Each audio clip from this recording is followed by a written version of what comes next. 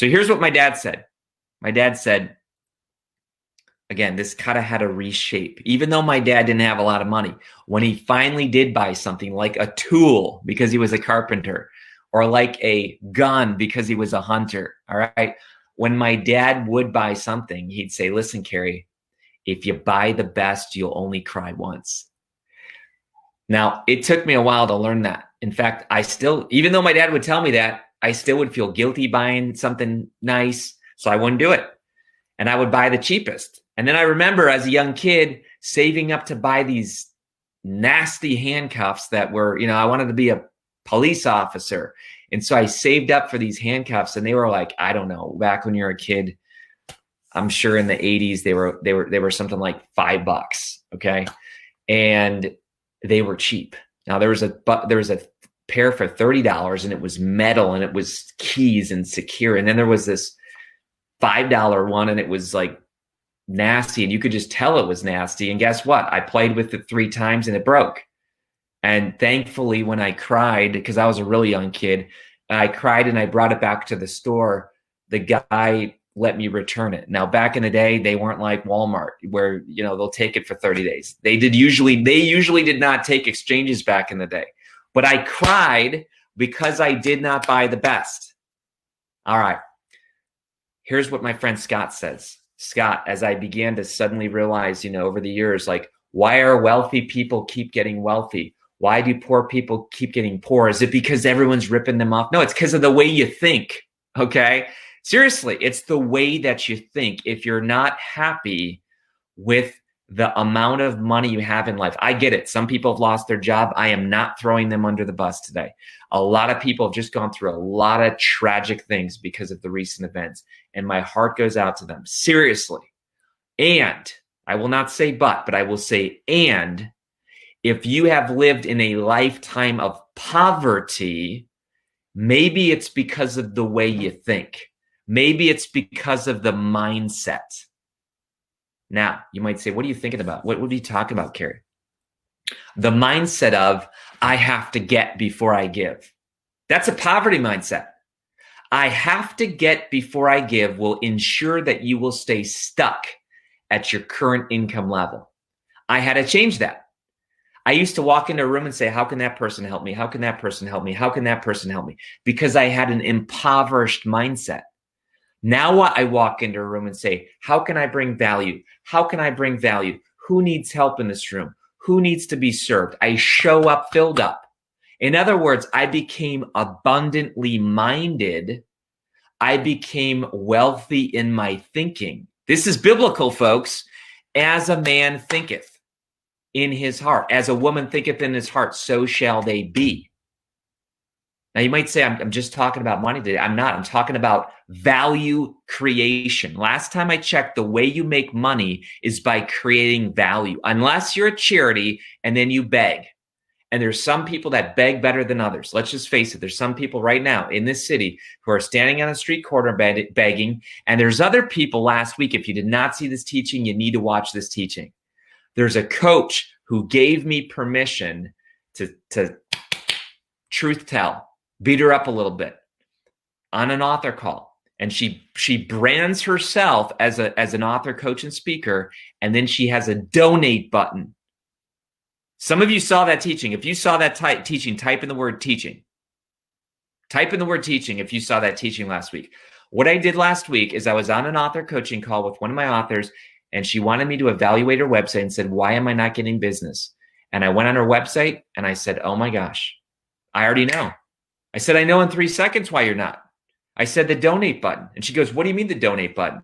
She says, no one even donated. What do you mean? And I said, that's exactly the problem.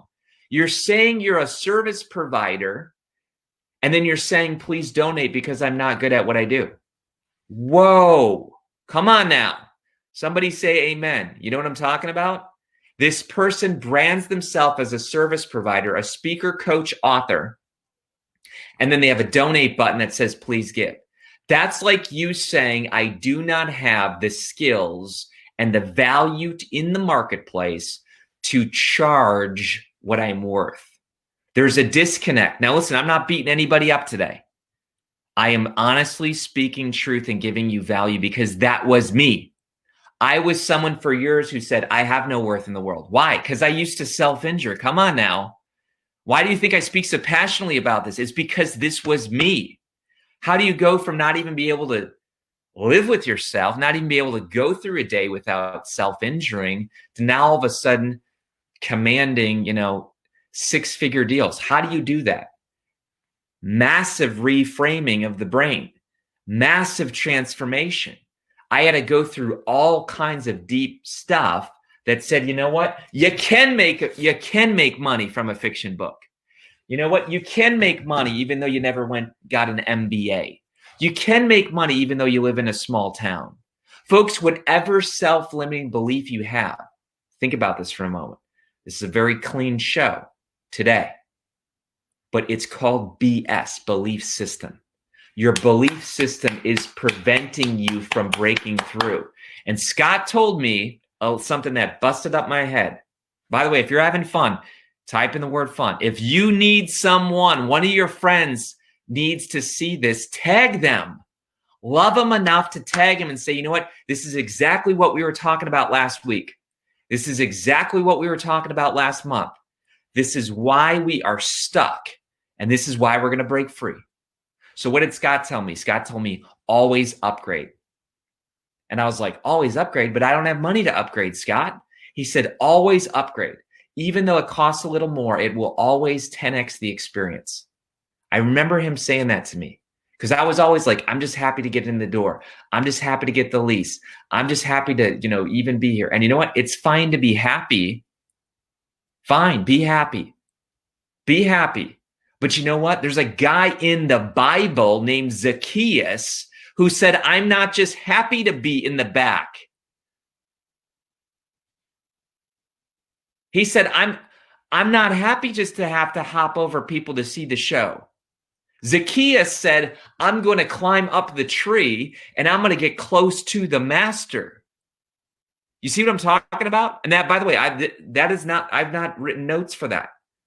Okay, so thank you, God. That's just coming right now. But there's another story where another guy, injured, paralytic, they called him, can't even get close to the show, can't even get inside the room. And what did he do? Some of you know. Hopped up on the roof, sawed a hole in the roof, and the friends lowered him to the show, and he got courtside seats. Now, I'm just telling you, folks, if you think, well, this sounds against the Bible, this sounds against my upbringing, this sounds against everything that I've known, good. Because maybe it's time you and me started getting different results. All right. What did Kelly say? My wife. I married someone who's a lot different than me. And again, I was just happy to be in the room. And Kelly said, if we're going to go, let's get the best seat. And I was like, what are you talking about? What are you talking about? Let's get the best seat. We can't afford it. Here's what I realized. We can't afford it says a lot more about my worth. Come on now.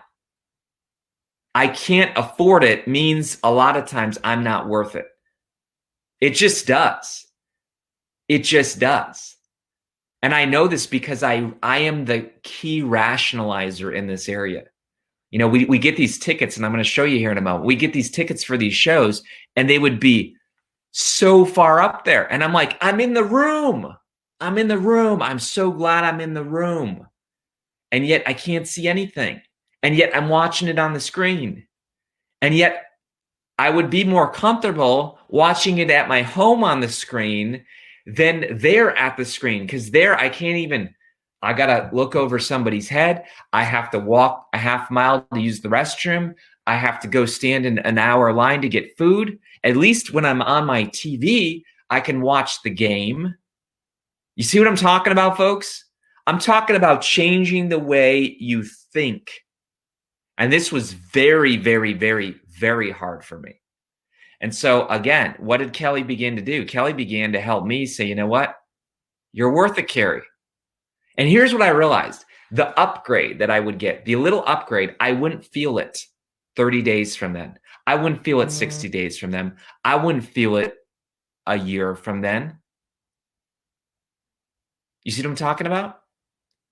I didn't feel it the moment I spent it. The moment I made the investment, I didn't feel it, but it was all about making the decision. That was the tough thing, because I didn't think I was worth it. Well, guess what? It's a very different show up here. It's a very different show up here than down there.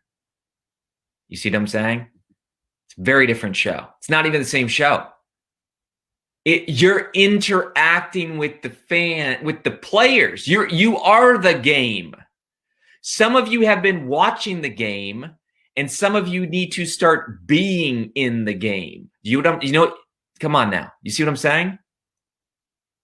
Some of you need to be in the game. You've been up in the nosebleeds watching the game, and life is passing you by.